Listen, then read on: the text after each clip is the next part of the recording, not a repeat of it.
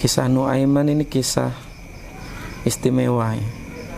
Karena memang ternyata sosok manusia yang lucu, kocak itu bukan hanya didapati hari ini. Bahkan sampai Nabi itu kalau dengar tingkah polanya dia itu sampai tertawa gitu. Nuaiman berpikir gimana caranya saya bisa makan ya. Akhirnya dia pergi menemui orang-orang, kemudian mengatakan bahwa sesungguhnya aku punya budak dan ingin menjualnya. Maksud dia adalah Suwaibit. Jadi satu-satunya sahabat yang pernah menjual sahabatnya ya ini Nuaiman ini. Ini yang kemudian menjadi salah satu cerita kocaknya. Kemudian Nuaiman berpesan, kalau nanti dia bilang bahwa dia bukan budak, nggak usah percaya. Ya. Dia pasti akan mengatakan itu, kata dia. Kata Nuaiman.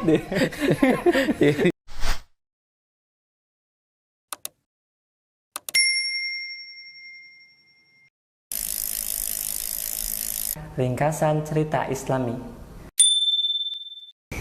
Bismillahirrahmanirrahim. Assalamualaikum warahmatullahi wabarakatuh.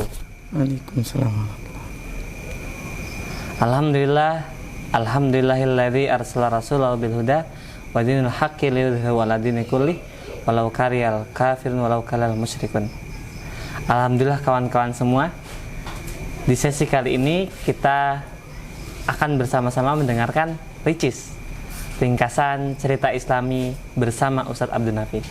Sudah hadir Ustadz kita. Assalamualaikum Ustadz. Waalaikumsalam warahmatullahi. Masya Allah. Gimana kabarnya Ustadz? Alhamdulillah. Masya Allah. Barakallah. Alhamdulillah.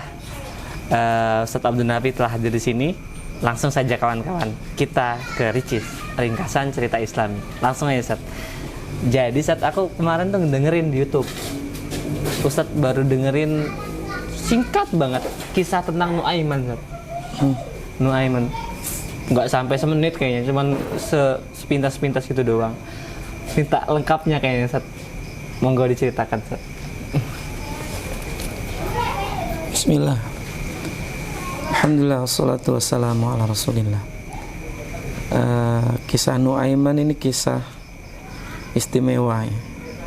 Karena memang ternyata sosok manusia yang lucu, kocak itu bukan hanya didapati hari ini dengan berbagai macam acara komedi dan yang semisalnya.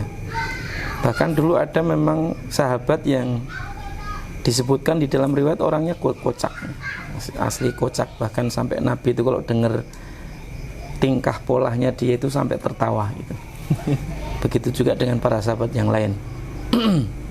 Ada beberapa riwayat yang kemudian juga penting untuk kita jadikan sebagai pelajarannya.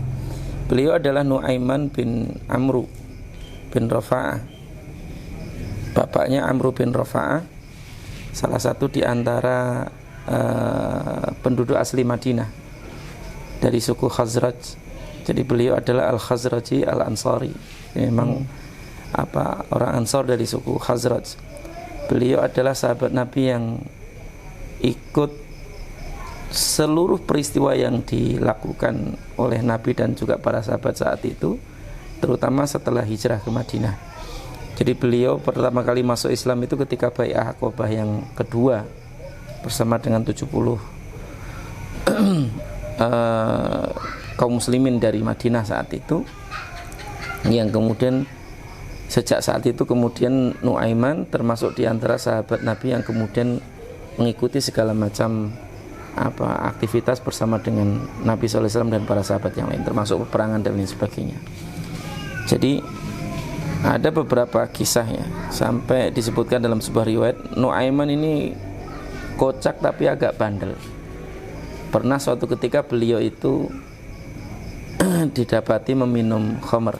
Bukan khamr dalam arti memang khamr yang diminum, tidak, tapi dia khamr dari nabit. Nabit itu kan rendaman air kurma. Rendaman kurma yang airnya itu bisa diminum. Hanya saja Nabi memberikan batasan 3 hari. Jadi kalau lebih dari 3 hari sudah tidak boleh diminum karena dia nanti menjadi khamar. Ya. Nah, terkait dengan ini, Nuaiman pernah didapati minum nabit yang sudah lebih dari 3 hari tadi itu. Bahkan disebutkan dalam sebuah riwayat beliau itu sampai dijilid berkali-kali, ya, hanya gara-gara meminum nabis tadi itu. Sampai kemudian ketika ada seorang laki-laki yang mengatakan semoga Allah melaknat Nuaiman tadi itu, kemudian Rasulullah justru malah menegur orang tadi dengan mengatakan janganlah kamu melaknatnya karena sesungguhnya dia mencintai Allah dan Rasulnya. Dan ini salah satu di antara keistimewaan para sahabat. Semua sahabat itu sampai kemudian mendapatkan julukan radhiyallahu anhum wa radu'an, karena mereka mencintai Allah dan Allah mencintai mereka. Dan itu salah satu di antara yang kemudian menjadi keistimewaan para sahabat, terlepas dari kekurangan masing-masing, sebagaimana Nuaiman tadi.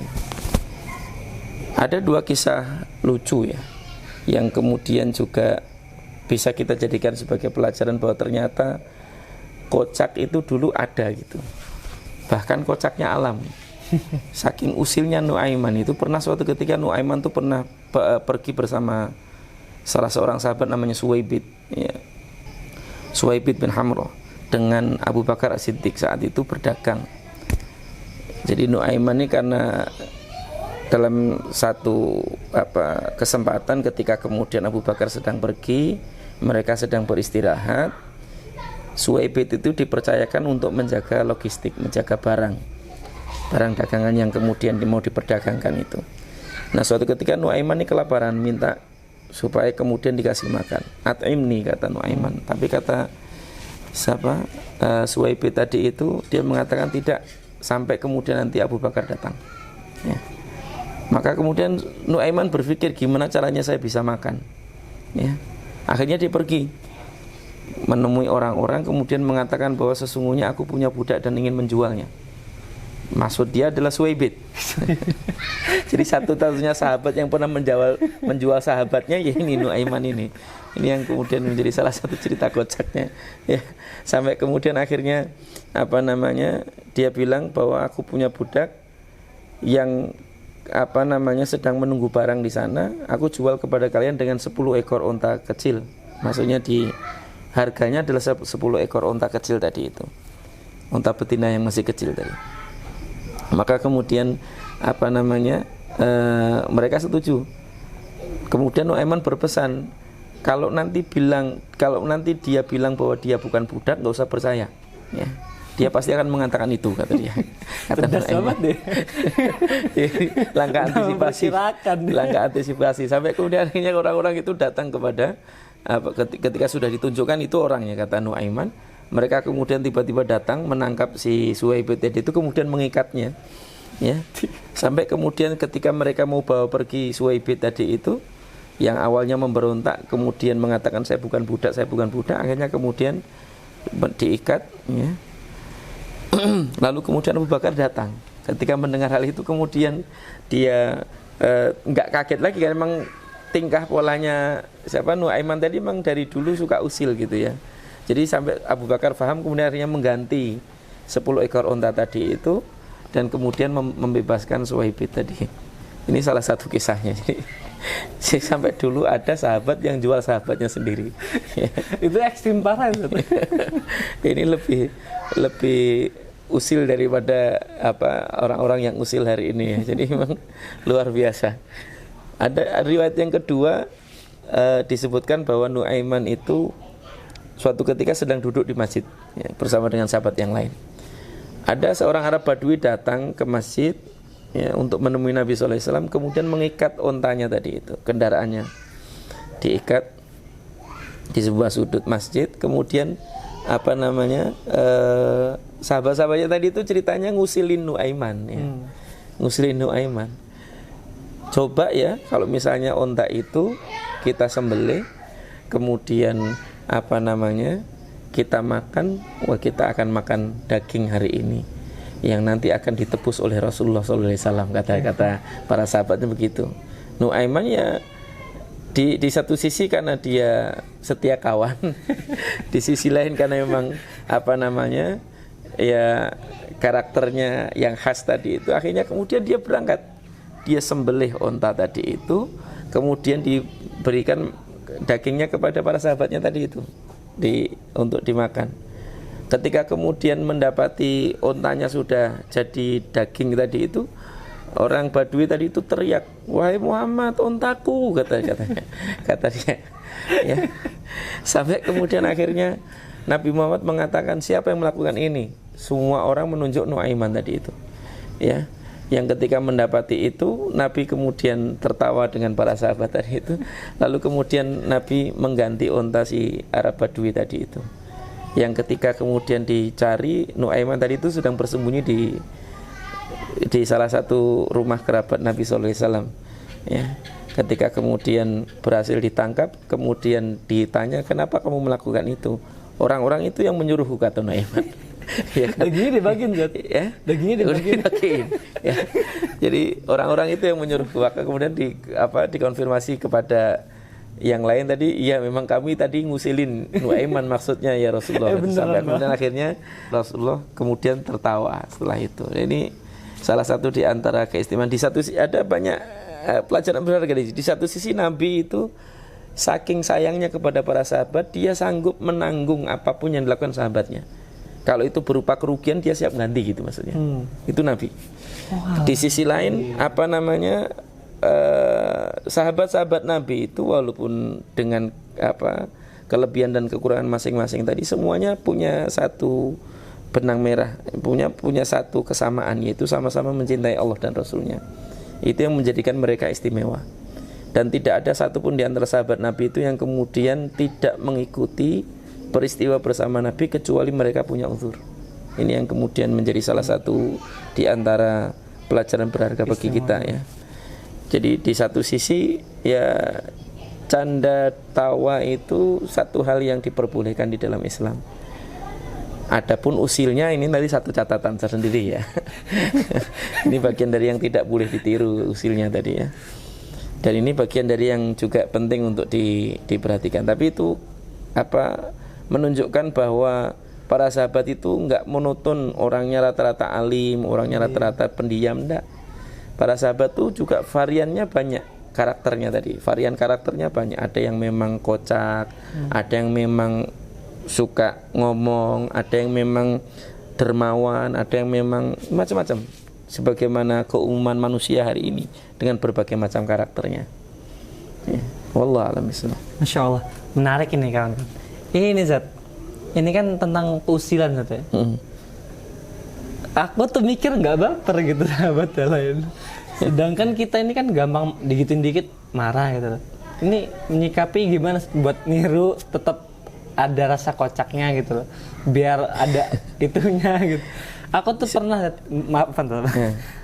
jadi kopi nih nggak dikasih gula, dikasih garam kan usil gitu. Kayak gitu kan, kayak gitu kan ada yang baper, ada yang enggak gitu. Ya substansinya sebenarnya bukan pada bapernya ya. Artinya kalau di dalam Islam itu kan sebenarnya bercanda itu boleh dengan syarat tidak sampai melanggar apa yang Allah larang atau tidak sampai meninggalkan apa yang Allah perintahkan. Kemudian juga tidak berlebih-lebihan. Kemudian juga tidak terkait dengan mencela atau menghina orang lain atau meremehkan orang lain. Sebagaimana hari ini candaan itu kebanyakan kontennya ya kalau nggak merendahkan, menghina ya kan, menyombongkan diri dan yang semisalnya, atau bahkan sampai berlaku sebagaimana lawan jenisnya. Jadi kalau dia laki-laki bersikap seperti perempuan, yang itu di dalam Islam kan dilarang ya. Bahkan Rasulullah sampai melaknat orang laki-laki yang menyerupai wanita dan wanita yang menyerupai laki-laki kan begitu. Itu satu larangan tegas. Jadi walaupun konteksnya bercanda. Jadi kasus Nuaiman ini kan kasus istimewa yang memang kita dapati dari sahabatnya.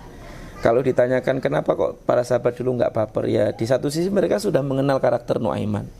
Di sisi lain memang hati mereka itu sudah terpaut satu sama lain, jadi mereka tidak mudah marah. Jangankan karena keusilan, diambil hartanya pun mereka nggak akan marah ya. Ini sahabat-sahabat Nabi sampai punya keistimewaan seperti itu ya. Jadi karena memang ukhuwah itu kan intinya adalah sampai bahasa Ibnu Mas'ud itu, engkau tidak peduli dengan yang diambil oleh saudaramu ketika kemudian ia memasukkan tangannya ke kantongmu gitu. Itu ukhuwah gitu. Jadi hal-hal duniawi sepele itu enggak kemudian membuat baper, enggak kemudian membuat marah, enggak kemudian membuat kita jadi membenci saudara kita. Nah, kalau kita ini kadang-kadang hanya gara-gara duit 50.000, walaupun awalnya judulnya ngutang ditagih ngeles terus misalnya kan, kita jadi nggak sahabatan lagi gitu kan. Dan itu hari ini yang kemudian sering terjadi. Sedangkan dulu para sahabat itu kalau untuk dunia silahkan aja lah. Ya, itu bukan sesuatu yang besar bagi mereka. Kalau itu hilang nanti akan kembali lagi dan diganti oleh Allah Subhanahu wa taala. Itu hal yang sederhana. Di satu sisi kalau saudara yang membutuhkan dia mengambil, itu bagian dari yang nanti akan menjadikan dirinya termasuk orang yang menolong saudaranya tadi. Nah, itu kan perilaku mulia. Ini salah satu di antara contoh yang kemudian penting untuk diperhatikan. Yang ketiga pelajarannya dari kisah Nuaiman juga adalah bahwa kalau itu terkait dengan hal yang menghilangkan hak orang lain, maka walaupun awalnya bercanda, tapi tetap harus ditanggung. Sebagaimana yang dilakukan oleh Nabi, sebagaimana dilakukan oleh Abu Bakar ketika kemudian Nuaiman menjual Suwaibit tadi itu. Dia akan mengganti apa? Uang bayarannya tadi. Itu konsekuensi karena itu terkait dengan harta. Ini sekaligus mengajarkan kepada kita, mau bercanda mau serius, kalau itu terkait dengan hak orang lain itu tetap tidak boleh kita anggap remeh gitu. Kalau itu menghilangkan atau mengambil hak orang lain ya harus diganti gitu. Kalau itu terkait dengan apa yang kemudian Allah larang ya berarti harus ditinggalkan. Kalau itu terkait dengan apa yang kemudian Allah perintahkan ya harus dikerjakan. Walaupun konteks awalnya adalah bercanda.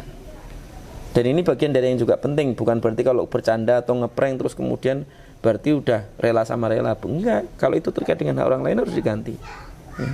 Itu dicontohkan oleh Nabi dan juga Abu Bakar tadi. Wallahu a'lam bishawab. Insyaallah.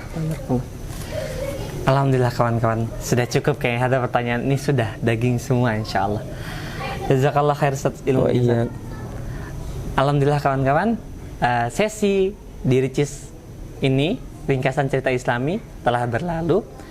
Bagi kawan-kawan semua yang ingin diceritakan kisah-kisah tentang Nabi, kisah-kisah tentang para sahabat, kisah-kisah tentang keislaman-keislaman lainnya, silakan tulis di kolom komentar.